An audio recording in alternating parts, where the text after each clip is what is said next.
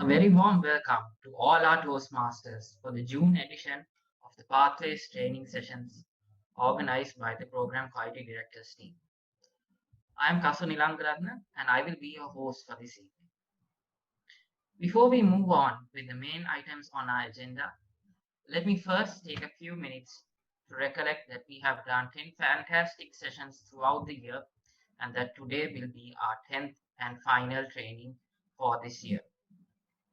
The recordings from these sessions are available on YouTube for all of you to watch. And let me also take a few minutes to go through some of the links for these recordings, as well as a few other resources as well, including the Pathways competencies and co-competencies documents, the FAQs, the evaluation documents, how to enroll in Pathways, the responsibilities of the Basecamp manager, organizing your speech, your speaking voice, about uncovering the path, the black ant in a dark night, a moment in time, and working with words, and also let your body talk, active listening, and making presentations that stick. All of these recordings and all of these resources are available for you to watch on the web.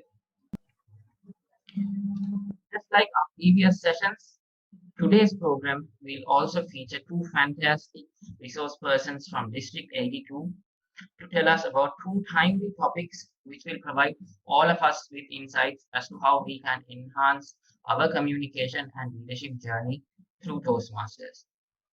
If you have any questions relating to these two sessions while they're going on, please feel free to use the question and answer chat option in Zoom to give your questions, and we will take up these questions towards the end of the program when we do our question and answer segment.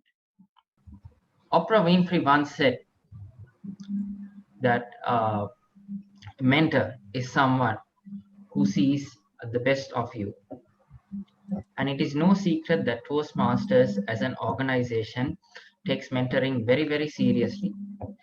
So much so that we have even created a program that revolves around mentoring, and it is called the Pathways Mentoring Program. Now, to tell us a little more about this program, we have with us an individual who is a project management professional heading the project management team at Millennium IT ESP as an associate director with over 13 years of experience in the IT industry. He has been the charter treasurer of the LSEG Toastmasters Club and also the charter president of the Millennium IT ESP Toastmasters Club, and is currently the area director of Area A3, which he has led to President's Distinguished status. Please join me in welcoming Toastmaster Niroshan Dharmakantha, here to guide us on how to light a candle. Toastmaster Niroshan, over to you. Thank you very much, Kasu. Am I Zoom master? Am I audible and visible? Yes, you are audible and visible, Toastmaster Niroshan. Let me share the slides. Hope the slides are visible, Zoom master. Yes, it's visible. Thanks so much. Thank you, Kasun, for that wonderful introduction. Dear Toastmasters and guests, good evening and welcome to this session, which is a topic that we probably have lived amongst, but at times get confused as well. Once at college, I was given a task to organize an event with a bunch of my friends. Now, of course, we take it very seriously and we want to do the best that we possibly can. And we did. But throughout the process, one of the masters came up to us and started scolding all of us out of nowhere. We knew that we had done a really good job, but he was just scolding us. This just frustrated us. We thought, okay, we can't be taking up this all the time. We need to do something about it. So we went to the vice principal and I started to say, sir, look, we've done a fabulous job and still we get this scolding. He smiled, calmed down, no, just with that smile, and uttered 3 sentences that just changed the mood completely. He said, Putra, no work, no trouble. Less work, less trouble. More work, more trouble. Now, at the moment, when we were complaining about something and this sort of a note came up, we were a bit confused. But we were listening and for a minute thinking, okay, what is he trying to tell us? It took us a bit of time to realize that he was actually appreciating the fact that we did all the hard work. And it is people who does the hard work meet those troubles as well. Ladies and gentlemen, now when it comes to situations in life, there have been always cases where we've reached out to people to get their guidance. And I'm sure there must have been someone who reached out to you to get some guidance. When that happens, the experience that we have will live with us for the rest of our life.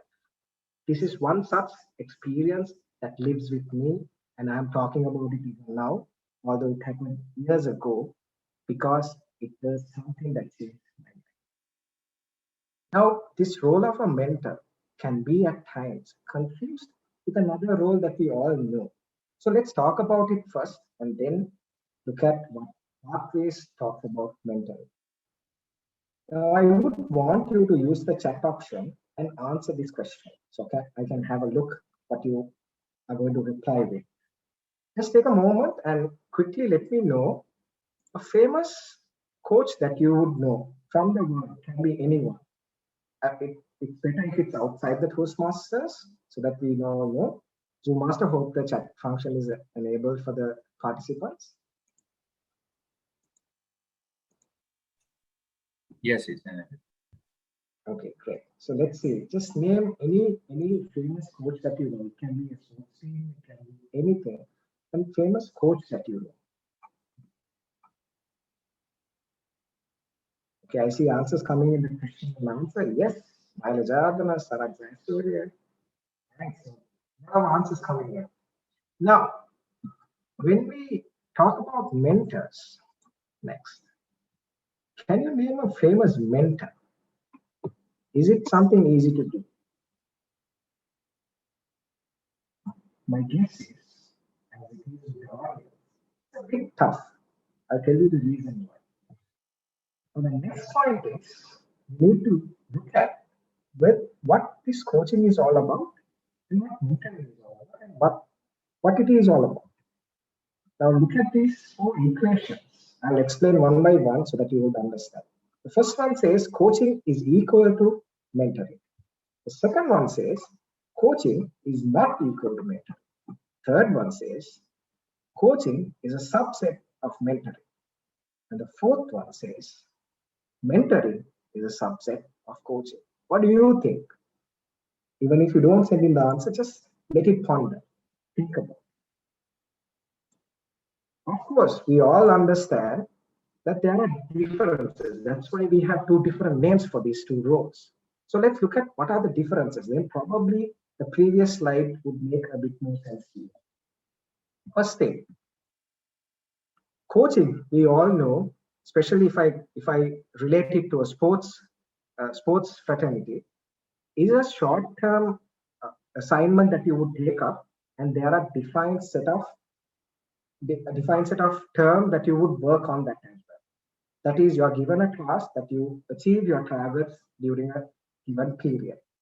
In mentoring, it can be a long-term relationship that you have. It can be, why I say it can also be in a short term, but of course, for mentoring to work, it needs a bit of time. We'll get to that. Next point.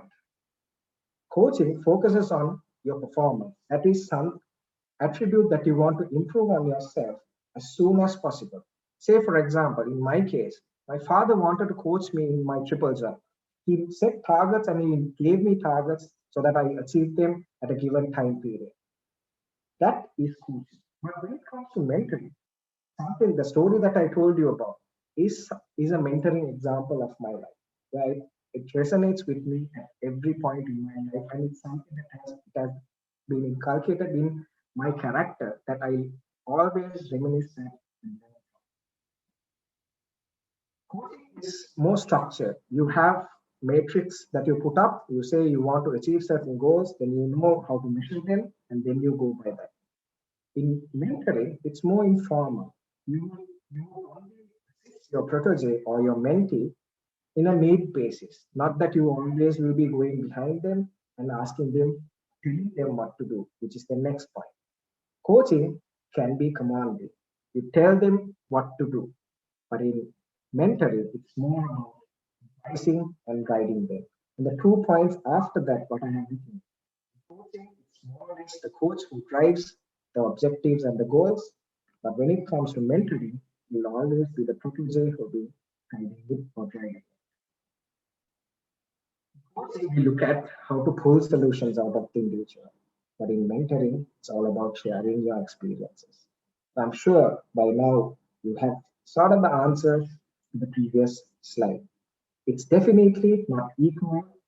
Coaching is not equal to mentoring. But let me tell you another point, which will be talking about the last 2 points, which is there.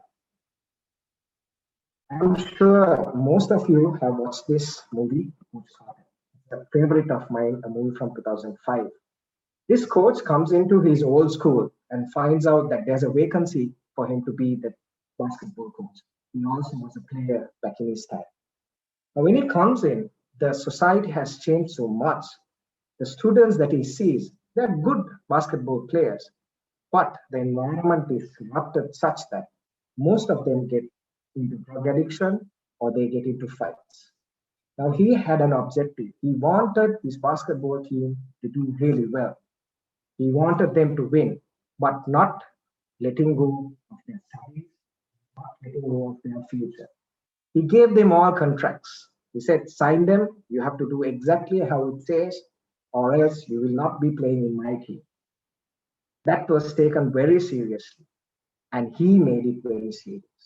He said, you need to sit in the front of the class. You need to get a certain grade above if you are to be playing in my team. And the practices, yes, you need to attend them, be on time, sharp on time. Now, this is a role of a coach. But my request to you, ladies and gentlemen, watch the movie. Where within that coaching experience, he uses mentoring wherever it is applicable. Now, what I'm trying to explain here is you will have a main role, a core role that you will need to play. Be it a mentor, be it a coach. If you are a coach, your core role would be to play the role of a coach. Within that, if you play a certain aspects or certain elements of a mentor, that is mentoring being a subset of coaching. Of course, it can be vice versa as well. I hope you got the point that I was trying to make in my second slide. Now, moving on to coaching and mentoring, there are attributes that are common to both of these roles. One of them is commitment, giving your best no matter what and no matter at what time. You need to make sure that when you do get into a relationship of a coaching or mentoring, you give your 100% or even more. Availability, as and when needed for your protege or the person that you are coaching, you need to be available. You need to be with them during their good times as well as their bad and sad times. Knowledge, knowing what you need to know, and if you don't, let me say that again. If you don't know something, you need to be able to guide your protege to a person or a resource that could help them out with that particular knowledge. Experience. We all experience different things in life. It can come in any form. It can be while traveling in a bus. It can be while going to work and coming back. Different experiences. Those add up to the person who we are today. Talk about them and share those experiences because those will definitely be a learning that you can share with your protege. Listening skills. Attentive and to understand. Not to listen and respond, but to listen, understand, and then guide your protege. Now, all these characteristics you might probably have come across at different interviews in your life. Where does it relate to Toastmasters? I'm sure all of you, being Toastmasters, live by these core values. Now, what I love about mentoring is it's a role that you can play and live all these core roles all those four core values all at once. Because you need to have integrity with your protege, you need to have mutual respect, service is a given, and excellence is what you're trying to achieve. When mentoring, there are certain things that can be a myth or sometimes misleading. So let's look at that as well. Like I told you, when it comes to knowledge, you probably might not need to know everything that the protege might be asking you. If you don't know, it's good to admit the fact that you don't know and then guide them to a place where they can actually get to know about that. Ask the right questions at the right time. You need to be probing the protege to think about what best they can do. If we give them the solution as it is, I don't think that learning curve for the protege would be there. Let them fail. It's fine. We have that urge when someone is looking at us, make sure that they succeed. But as we all know, failure is one of those pillars that guides us to success. Avoid over mentoring. Now, this is something that knowingly or unknowingly, like I said, when we want someone to succeed a lot, we might try to do. On the flip side, if you are a protege and you think it's an easy way out so that I can find a couple of mentors or a few mentors so that everything will be guided and I don't really have to think about anything. That's also not a good habit to have.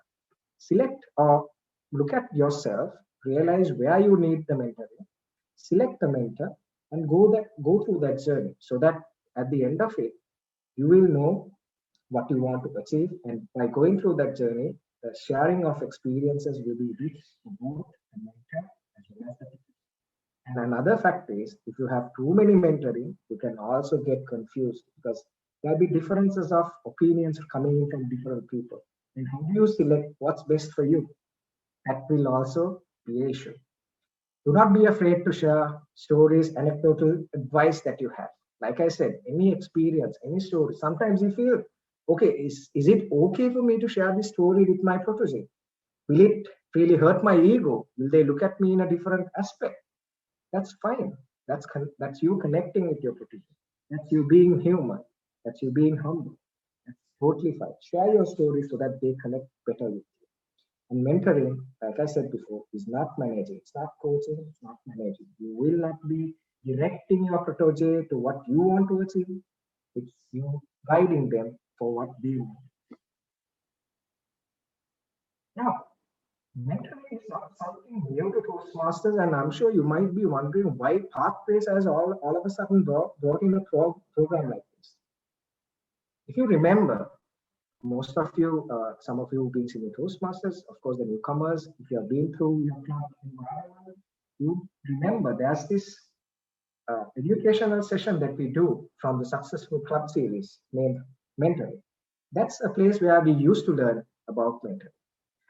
Now, having said that, although that focus or that encouragement to become mentors were there within Toastmasters, we all know that there was no program or an educational award that we could have followed or a program that is structured that we can follow so that we can become mentors or we can call ourselves mentors. Now, I'm not saying that you need to be qualified to become a mentor. That's not my point. But you can actually go through this program and at the end of it, you will have gone through a program that makes you a better mentor. So that is something that Pathways has brought out. And it will be, as you have professional qualifications, this will also be one of them. And if you remember, at the end of the level 2, if you have done Pathways up to level 2, there's this last project that you need to do about your experience being a protege. Now that's the starting point of this journey. Once you do that, the next thing you do, you will complete your level and you will see on your Pathways that the Pathways mentor program, something is appearing on it. Now, I'm sure some of you who have completed must have wondered what this is all about. This session is all about introducing you to what Toastmasters mentoring is and then taking you forward.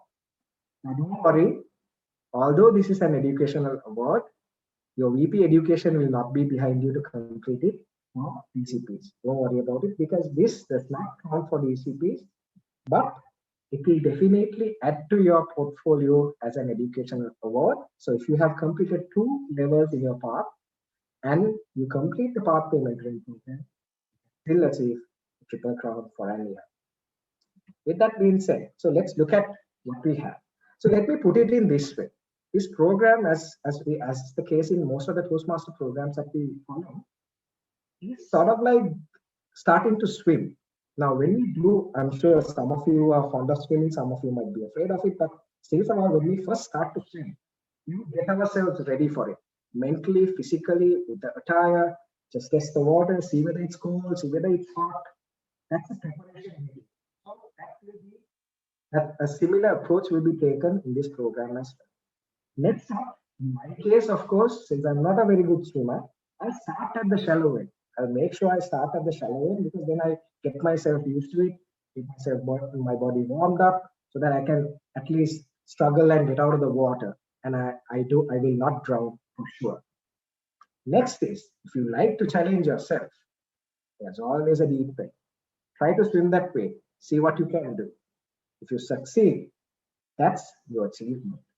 Let's go through the requirement of what you need to have for you to start this program. First thing is, you need to be a member in good standing for 6 months. Now, why do you say that? If you are a member and you are getting into the mentoring program, you can see the second point as well, which is to say that level 2 needs to be completed. Why? I would encourage all of you to question why these requirements are there, because just don't accept it for the simple fact that it is there. You need to always question and see why. Why do they say that we need to be a good member for 6 months? Why do we need to complete 2 levels? If you look at the structure of pathways, the first level is more or less a foundation for you to do the remaining levels in your pathways. Second one is a bit of looking at yourself, getting to know who you are as a leader, as a communicator, and as a protege, what your experience has been. Now you're at a level that you have some sort of an understanding of what Toastmasters is all about, what this Pathways program is all about. You know people better. 6 months is a good time for you to do all that.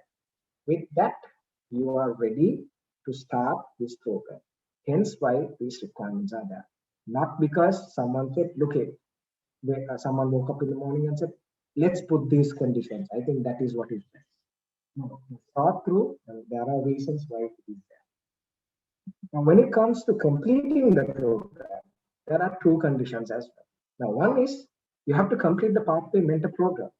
The next point is complete one entire path in Pathways. I'll talk about it once we do go through each of these projects as well. Because the first one, obviously, you would understand for you to complete a certain educational goal, you need to complete that program. Why is it saying that you need to complete one entire path in Pathways? First project that you need to do, like I said, is to prepare yourself. You're not going to swim at first, you're just starting to prepare mentally, physically, you need to prepare yourself. So this is all about preparing yourself. Now I want you to look at the point that is right underneath it, level 3 project. Now we understood that the level 2 is completed, now we are doing level 3. While we are doing level 3, there's another program called Pathways Mentor Program. And why does it say level 3? So the intention behind this is to tell you this is a project that you need to do while you do your level 3. Right? It's not to stop you doing your level 3 and then focus on this and then get back to level 3. No, continue your journey in Pathways. While you do that, you can do this exercise as well. So what's expected out of you? What is the assignment? It's very simple. This is all about getting to know yourself and what you want to achieve becoming a mentor. You need to know what the goals that you want to set becoming a mentor, what are you trying to achieve, and how do you achieve it. So there are no speeches that you would need to give on this particular assignment, but you need to complete the assessment that you would do about yourself and submit it to your VP Education so she or he can assign your Right. So what are the competencies that we would try to achieve through doing this. I mean, always one thing that I would encourage everyone to do is when you do something, look at the purpose. Why are we doing it? What am I trying to achieve through this? So one thing is to identify the goals, like we discussed, the goals that you have, the personal strengths, and what you bring into the table as a mentor, and then how prepared you are to do the role, and of course, set your own short-term and long-term goals. So the next project is you getting into the shallow end of that pool, mentoring, doing what you are supposed to do, trying things out. You can see here it says level 4 project. You might be wondering, okay, can I do this project while I do level 3, or should I wait till level 4, or should I complete level 4 to do this? Here is my recommendation, and this is the recommendation of Toastmasters as well. Now, when you go through the parts, like I explained in level 1 and level 2, once you do level 3, there's a certain level of maturity and experience that you get. Now, the encouragement or the recommendation from Toastmasters is do the mentoring while you do your level 4 projects. Complete level 3. It is not a mandatory thing that you need to wait till you complete level 3. Of course, you can do the second project while you do level 3 as well, but it is recommended you complete it. And while you do your level 4, get on to the mentoring project. So what do you have in the mentoring project? What is your time? As I said, it's getting into the shallow end. You will be assigned a protege, and you need to help him or her to complete a project. This does not say it's a Toastmasters project, but I would encourage you to help a member in your club who's doing a project. It can be a speech project, it can be any other projects within Pathways. Take this role up to help them so that you will also be able to test your skills out and figure out what you are good at, what you need to improve on, because the next will be you getting into the deep end. Before you do that, you need to test the waters and see how you fare in it, and then take it from there.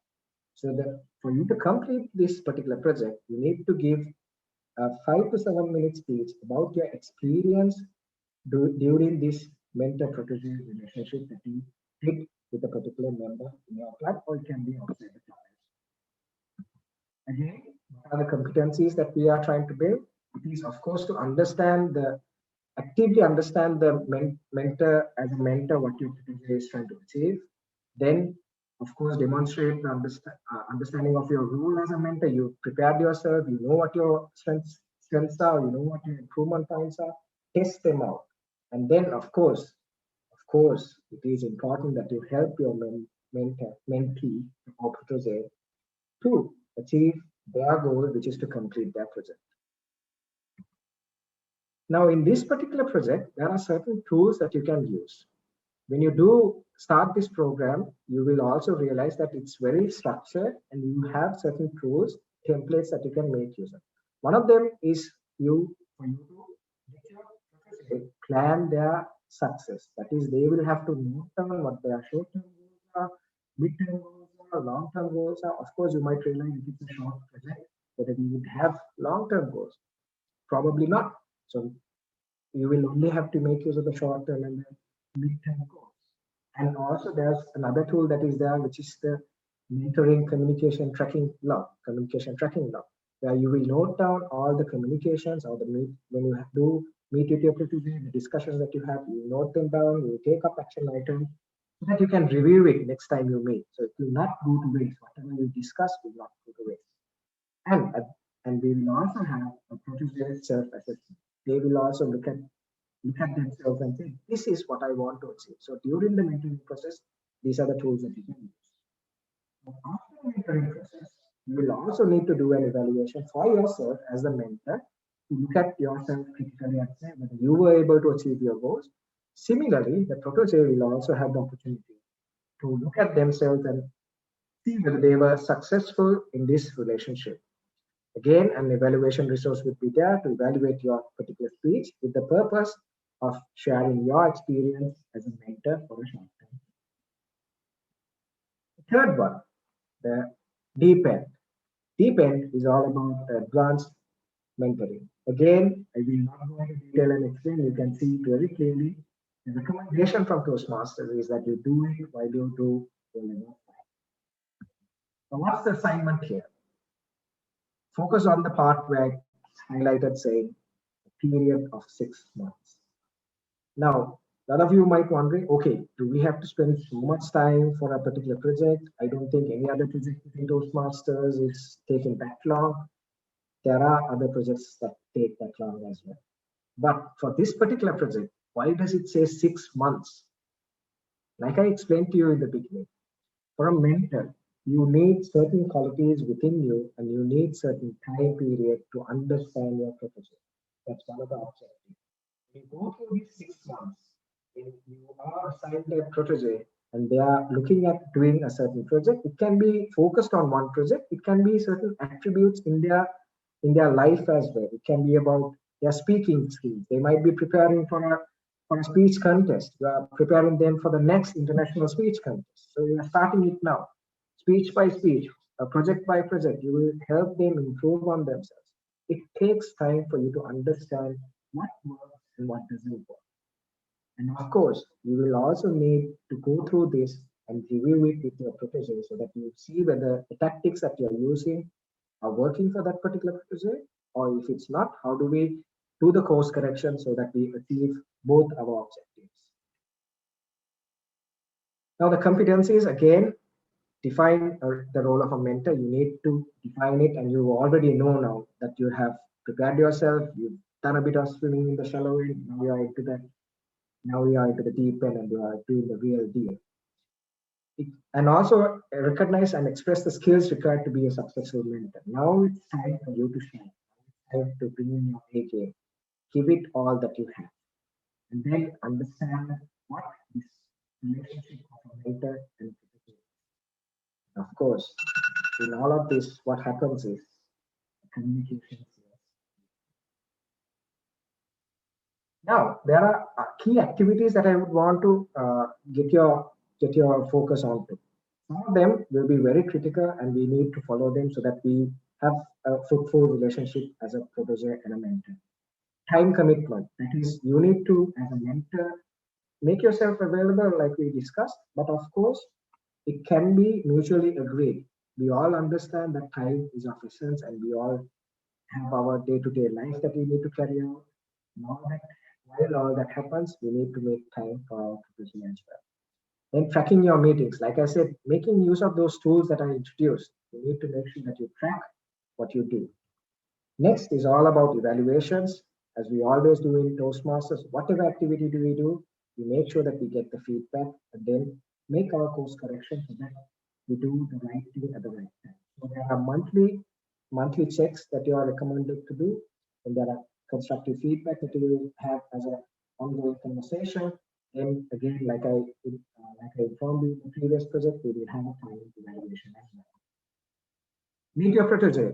Make sure that you communicate the expectations at the beginning of your mentor-protege relationship. You need to see what your goals are, what are you trying to achieve, and of course, the protege will need to communicate what he or she is trying to achieve.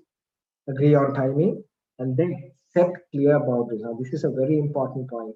When you do get into this mentor-protege relationship, of course, like I said, there can be instances where we try to go overboard. So we can discuss with the protege and say, look, my timing, I work from 8 to 5. Best that if you can call me at around 7 and 8, that's the time period that I will have reserved for you. So any issues, anything that you want to get my guidance, let's agree that we communicate during this time period. Or it is about the meeting dates, or it is about how you communicate. Is it via email? Is it via face to face? Or do you do a telephone call, or you do a Zoom meeting, whatever. You need to set all those boundaries and get into that relationship so that we understand that you're not stepping into those personal spaces or places that you would not want or make the producer uncomfortable, or vice versa. Next thing is, like we discussed, creating that success plan, defining the long-term and short-term goals. I want to stress upon this last point a bit as well. Now, we understand that not all relationships work out. There can be fallouts. There can be different reasons. Now, yeah, the question would come: what if it happens for a mentor-protege relationship? How do we handle that? Say 2 months down the line, you realize you do not you are not able to commit your time as you intended to do. What do I do? Am I letting down my protege? Shall I just hide it or just, be in my corner without letting the protege know and thinking that he or she will not realize it? What am I going to do about it? The solution to that is discuss with your protege, see whether you can make course correction. If you can't, come to a consensus and decide, okay, this mentor-protege relationship is not working for the two of us. Can we look at an alternative? Can we look at assigning a different mentor to you? That is also an option. Now, if you do that, you will ask me the question, 2 months down the line, if I did stop the mentor-protege relationship or stop my project, where do I begin it from? Do I start it from the second month and then continue it for 4 months with another protege? Or do I start it from the first month or the first day itself? We need to have the integrity. We need to be honest to ourselves. Our learning will improve. Our learning curve will improve only if we go through the program or this. Because for the 2 months that you got to know that particular protege, you will not have got to know the second one. You will need that time to get to know the next person as well. So make sure if you do stop it at a given interval, start from the beginning and continue from there. Now, what are the resources and tools? So as we discussed in the previous project, it's sort of the same, only the additional one here is the monthly goal set resource that you will have. So let me remind you again, what is required. To start the program, you need to be a member in good standing for 6 months. You need to have 2 levels. To complete the program, you need to complete Pathways Mentor program. I'm sure it makes sense why Toastmasters is saying complete 1 level. You need to complete all 5 levels for you to be recognized as a Pathway Mentor. Now, I personally have completed the program and I'm in my last project, my level 5. Therefore, it does not appear on the Pathways, my Pathways dashboard, saying that I am a Pathways mentor. It still says no. So by the time when I do complete the level 5, only when that will appear as yes. Now, in most of the cases, when it comes to this mentor-protege relationship, we tend to believe it's a one-way thing. It's something that we do as a mentor. We are sharing all the knowledge that we have with the protege, and there's nothing that we can learn from the. From my experience, there's so much that you can learn. It's a knowledge sharing that you do. This is all about learning from each other. It's not just about you parting knowledge on someone and then making them successful, but it's always about learning from each and every protege that you meet. Because there are different attributes, different things that each protege or mentee will bring into the table. That will be a learning for you to understand people better and of course serve them better. Now, while you do that, at times you might think, okay, by doing this, am I going to lose anything? Am I going to be in a situation that someone else will be better than me? Here's the thing. When we do light up a candle, you do not lose the light that you give to them, or you do not lose the strength that you have in you. It just enlightens everyone and makes it better. Thank you so much for the wonderful audience who joined today and being a part of this session. And let me also thank the PQD team for giving me this opportunity. If you do have any questions, please send them in and we will take them up in the Q&A session. Thank you so much, and over to you, Kaso. Let me invite back distinguished Toastmaster Ajanta Jayawardena and also Toastmaster Niroshan Dharmakantha to join us for the question and answer session. Let me also take this opportunity to invite our Program Quality Director, distinguished Toastmaster Shriyanti Salgadu, to join us for the question and answer session as well. We've had a few questions coming through the registration forms that we sent out, but you can always use the question and answer option in the chat below as well to ask any questions that you may have. So to kick things off, let me direct our first question of the day to distinguished Toastmaster Ajanta. So DTM Ajanta, we've had a question coming. Is it okay for one EXCO member to play multiple roles on a continuous basis? Can you repeat that? What do you mean? I would like to repeat that question. And Okay. Or is it acceptable for one exco member to play multiple meeting roles on a continuous basis? I don't think it's a good thing, because first and foremost, there should be no multiple roles being taken by any member. If there are no members of the meeting, it's fair enough, but try to avoid taking multiple roles. Thank you very much, sir. Our next question goes to Toastmaster Niroshan.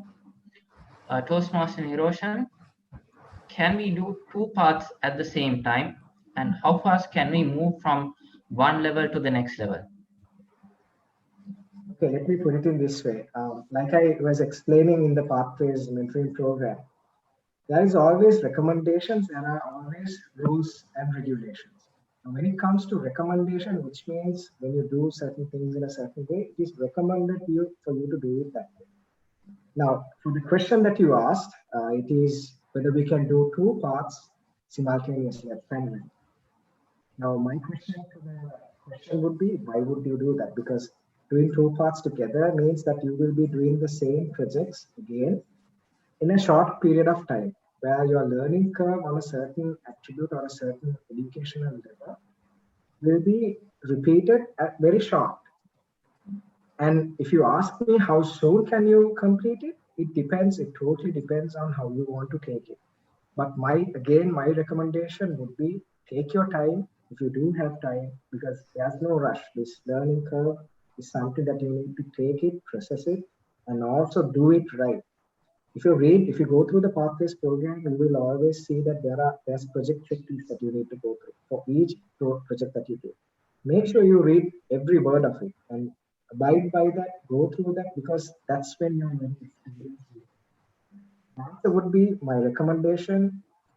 Do one path, complete it, move on to the next one. And if you want to complete a certain path very quickly, or you want to have the urge to learn a lot, that's fine. That's totally fine. But there's no harm in taking time and getting to know things better.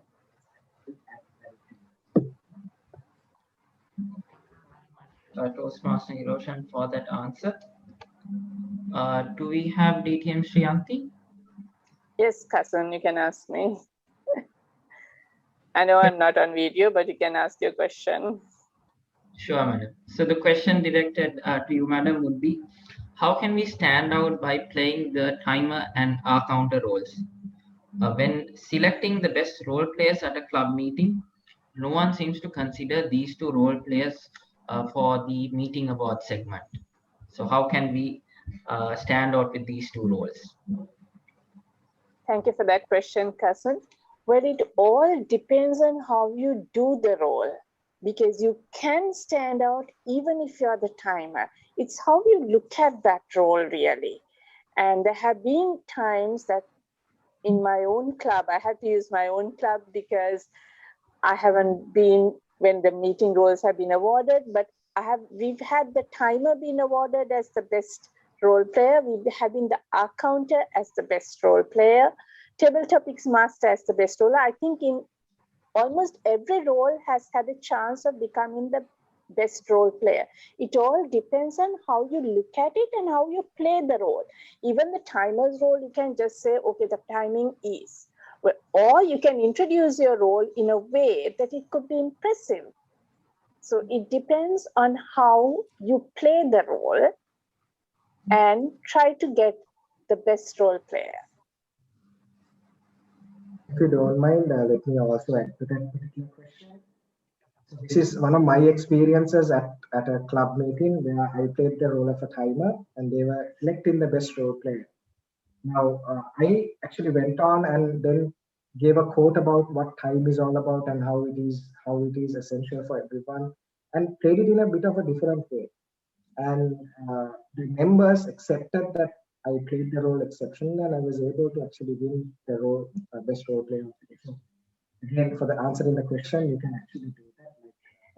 That gives a clear answer, Niroshan. Even I have been the best role player, having played the our counter as well as the timer. Even I have won those awards. So you can make it a difference up to you to be innovative.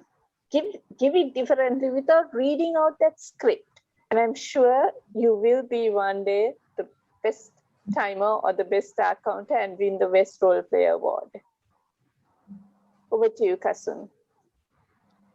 Thank you very much, madam, and thank you very much, Toastmasters Niroshan, as well, for that wonderful answer. So our next question comes in from the chat box, and I would like to direct this to Toastmaster Niroshan. Can a Toastmaster who has completed both competent communicator and competent leader in traditional education program do the mentoring short-term assignment of 6 months after having completed Pathways Level 2?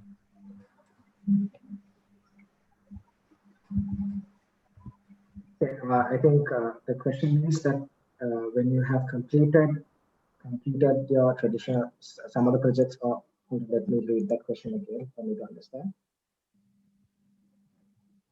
Okay, CC and CL in the traditional education program, as well as after completing level 2. So yes, the short answer would be yes.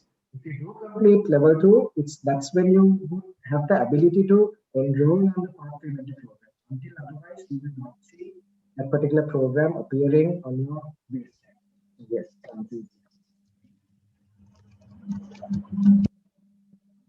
Thank you very much, Toastmaster Niroshan. Our next question is also on the Pathways mentoring program. So I'd like to direct this once again to Toastmaster Niroshan. But of course, I'd like to invite our other panelists also to voice their opinions on this. So the question is as follows. We already have a mentorship program implemented in the club, whether the mentors help protege on Pathways as well. How is Pathways mentor program different to the one that we already have in the club? Mentoring is something that I think the question is from Toastmaster Udesha from SJMS Toastmasters Club. So the answer would be mentoring is something that we learn from day one. That when we as kids, we learn it from our parents, how they guide us, how they make sure that we do the right thing and avoid the wrong things that we do. It's something that is within us. It's not something that we really need to go through a training and come up and say, okay, I am a mentor now. But of course, when it comes to Toastmasters, there are certain attributes that you need to have to become a mentor within Toastmasters. So this Toastmasters Pathway Mentor Program is all about how do you become a better mentor within Toastmasters. Of course, it's not just limited to Toastmasters. You can take the learning out of this outside and apply it to your day-to-day life as well. Very much for that answer, Toastmaster Niroshan. And I'd like to direct our next question to DTM Ajanta. Yes. So the question is as follows. I have heard that mentoring is a short-term goal and coaching is a long-term goal. Please clarify. A club coaches for 2 years, while a club mentor continues only for 6 months, if I am correct.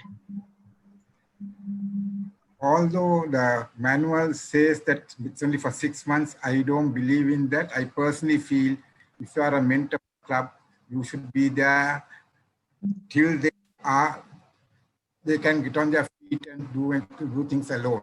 We think we cannot give them time frame. Sometimes we have to give, if you say 1 year even, they will never be able to handle it. So I personally feel the more often you go into the club and make sure that you can put them on their feet faster, that will be the best. No point giving time frames. These time frames doesn't work because sometimes we don't admit to that. So my personal feeling, personal opinion is, please, if you are a mentor or a coach for a club, make sure that club can be sustained. Otherwise, please do not accept that just for the sake of being a mentor or a coach. So that is the most important thing for a mentor or a coach to see. If they are taken up those roles, they should ensure that club survives at least 2-3 years. Once that is established, the club will on their own then can go on. If you take all these clubs which have been there for quite some. The first few years, the mentors and the coaches were there to hold their hands. After that, the members took over, and the members realized that they should not allow these clubs to die off, and try to sustain your charter members because they are the pillars of any club. Hope that answers the question. Thank you very much, sir. Yes. Cousin, let me add a little bit to that. When the question has been asked for the club coach is there for 2 years, the actual time period is 2 years, but you can see that the club gets coached and becomes distinguished even within 6 months. During a short-term period, even it's a short-term goal, whereas the mentor is appointed at the beginning of chartering of the club. And as DTM Ajanta said, don't think of it as a 6 months program. It's a long-term program. Though TI recommends 6 months, we need to see that the club is stable. That's an essential part of that whole program. Whereas club coach, the entire duration given for the club coach is 2 years. Within 2 years, you need to see that the club stands on its 2 feet. But there's no time frame that you can't finish it quicker. That's the answer for that, Toastmaster Kasun. Over to you. Thank you very much, madam. And we have one final question that I'd like to direct for DTM Ajanta. And we also have another question on pathways, but I think in the interest of time, I would appreciate Toastmaster Niroshan if we could answer that on the chat itself. So the question to DTM Ajanta, how would you differentiate delegation from empowerment? How would you differentiate? Empowerment is basically you should have feeling, know the person properly, and as I said, you need to believe in that person, faith, sincere, and trust. That those 4 credentials should be there for you to empower. Delegate is what you feel whoever is the best person to do the job. It doesn't matter whoever it is, but select the right person. This is the biggest problem we are facing. As I told, we are not selecting the correct person for the correct job, and then it becomes a failure. So hope we start at least selecting the correct person for the correct job and go forward. So that's okay, the answer. Yes, thank you very much, sir. And with that, we have come to the end of our question and answer segment. But in case you do have any more questions, please do put them into the Q&A feature here on Zoom, and we will try to answer them as best as we can in the chat. Now, although we are done with the question and answer segment, please do not leave yet, because today is the last training program in our segment. And before we wrap up today's session, let's hear a few words from some amazing individuals. And let me also take a minute to recognize some of the individuals who have joined us today. One, our Club Growth Director and incoming Program Quality Director, Distinguished Toastmaster Nisal Virakon. Our current Program Quality Director and incoming District Director, DTM Shriyanti. And of course, our current District Director, DTM Nurul Munawara. So let's start off with hearing a few words from the Assistant Program Quality Chair for the, Assistant Club Quality Chair for District 82. That is none other than Distinguished Toastmaster Hingston Lovell. Hingston, over to you. Thank you, Toastmaster Kasun Ilangaratna, for the warm invitation and also for the warm welcome. First of all, I would like to thank all our members who have taken part in this training program.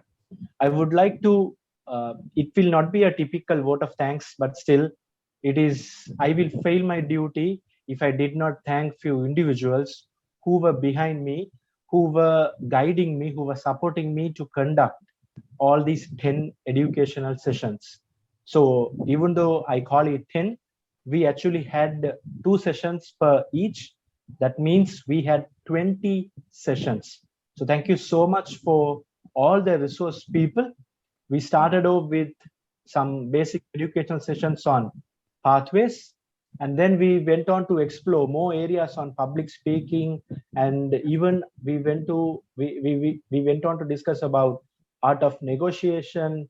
Also, we went on to speak about how Toastmasters will benefit you in terms of your personal and professional life when you play the roles of Toastmasters meeting roles, when you play the role of a club executive role, and all that.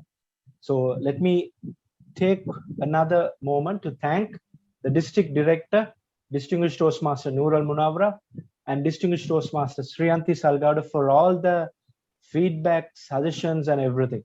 If not for your support, if not for those opportunities, I wouldn't have done this with my team. Fantastic. So thank you so much. I would like to thank my friend and the club dole director, the program quality director elect, Miss Alvira Kon, who always kept on encouraging and giving some feedback whenever it is needed.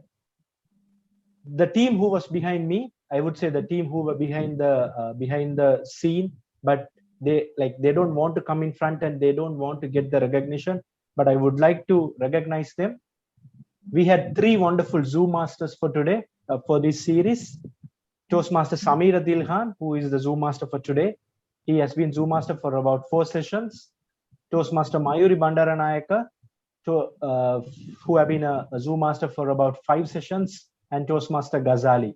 Toastmaster Samira and Ghazali are from Expolanka Toastmasters Club.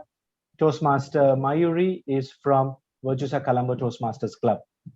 And the people who moderated these sessions and who gave that energy, who gave that boost, which is needed. In the beginning, I started the moderating part, but yet I needed some help. And I got 2 wonderful people to help me with the moderating. First of all, DTM Lasni Sellaheva, who supported, and at the same time, Toastmaster Kasun Ilangaratna. Toastmaster Lasni is from several clubs, and Toastmaster Kasun is from Virtusa Colombo Toastmasters Club, the president of Virtusa Colombo Toastmasters Club. So thank you so much to all of you for making this program, to making this show a reality. And most importantly, all the individual now in this screen that was shared by Kasun, you see 10 wonderful flyers. All of them were created by our very own district PR team, who were members just like you and I, but they had the commitment to create flyers and support us in terms of registration, in terms of creating promotional materials and promoting them through the district channels. So thank you so much to our district public relations manager, distinguished Toastmaster Mafaz, Tarika, Tariq, who were the people behind these creative ideas. So with that, I would like to thank the special people, that is all of you, our very own District 82 members. On an average, we had about 100 people attending this session. Fantastic. Thank you so much. And as always, as Sriyanti says, we did not give any points for any clubs if you attend these sessions. Without any of those external expectations, you attended this only to learn. Thank you so much. Keep on learning, and I'm sure these educational sessions would have given you a lot of benefits. Keep on sharing. All of these materials are available in the District 82 YouTube. So please feel free to go there, give your comments, give your feedback. And until that, take care and stay safe. Over to you, Toastmaster Kasan. Thank you very much, DTM Hingston. And we also have someone very special to us, that is our current program quality director and the incoming district director, the distinguished Toastmaster Sriyanti here. Could I invite you to speak a few words, madam? Thank you, Kasun. Well, I think we had an ideal program today when distinguished Toastmasters spoke Ajanta spoke about delegating. Now, Toastmaster Hingston was delegated to do this. And I think he has done a wonderful job for all these 10 sessions. Of course, the team got together to discuss what we were going to do. However, the entire credit, I think, as Kasun says, we can't give a round of applause virtually, but it deserves a definite round of applause for these programs. Toastmasters, if you were not there, we wouldn't have been able to do this. So I do hope that you'll have taken a lot of learning from this.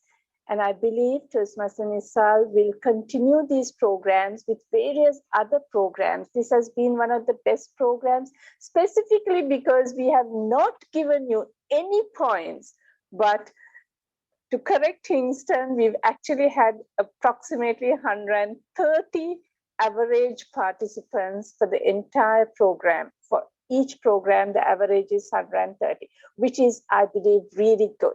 So Toastmaster Hingston, a really very big thank you to you and the team which you have brought in. A very special thank you. Over to you, Kasun.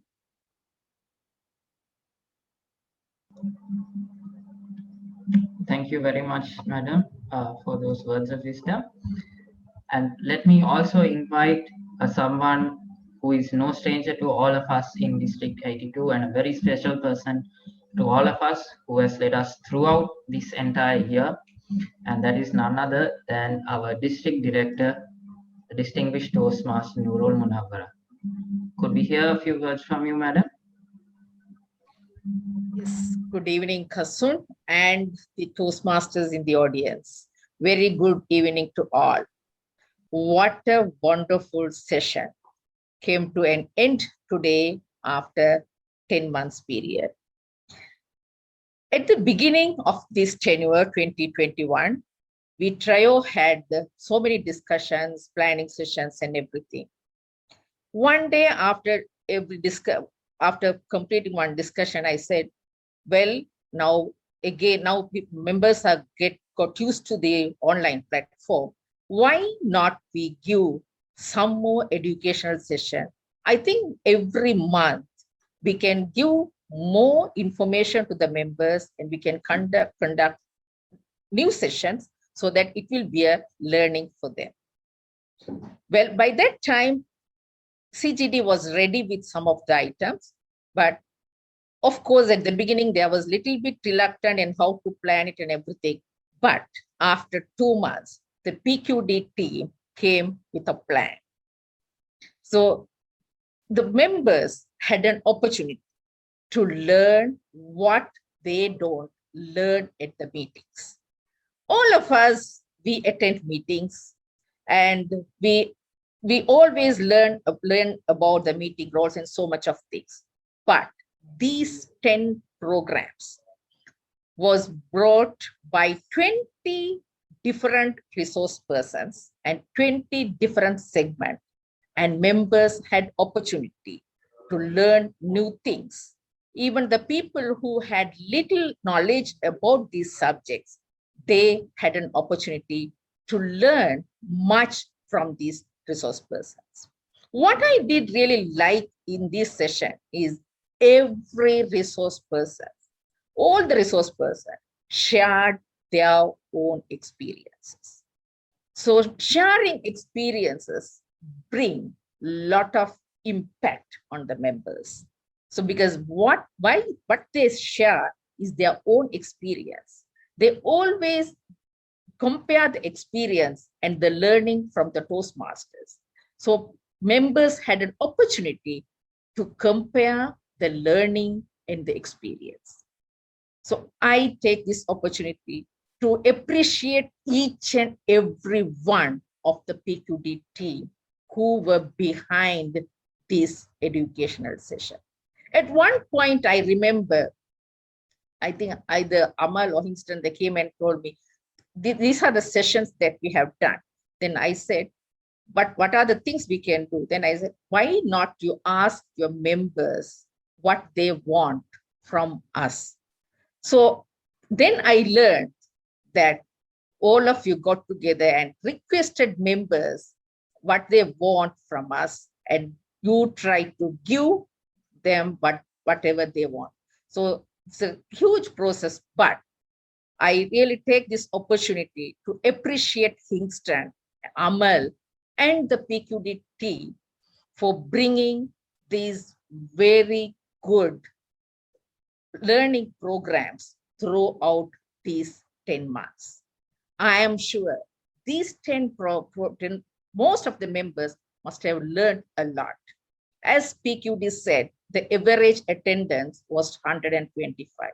100, even if we had all these programs in person, I am sure I have my very doubt at least 7 more. We had more than 75 members in presence.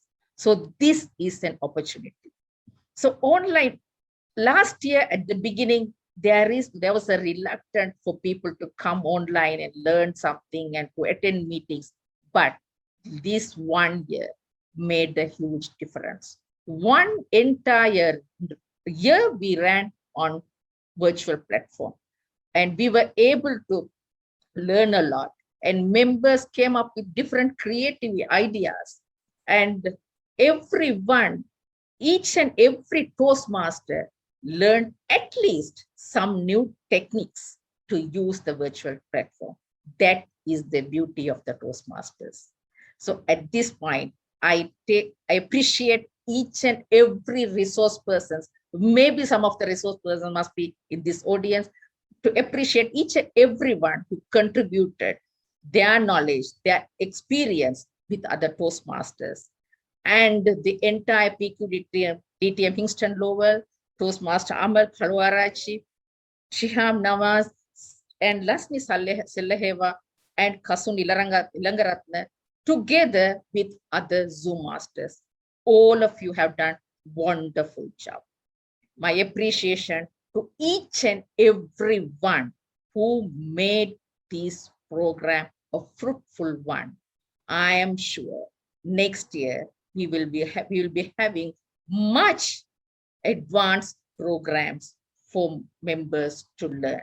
And also, being the CGDs in this platform, I take this opportunity to appreciate Club Growth Director together with Club Growth team for bringing the membership forum segment, 6 membership forum segments throughout this year. Thank you very much.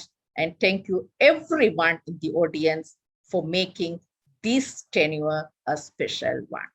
Over to you, Kasun.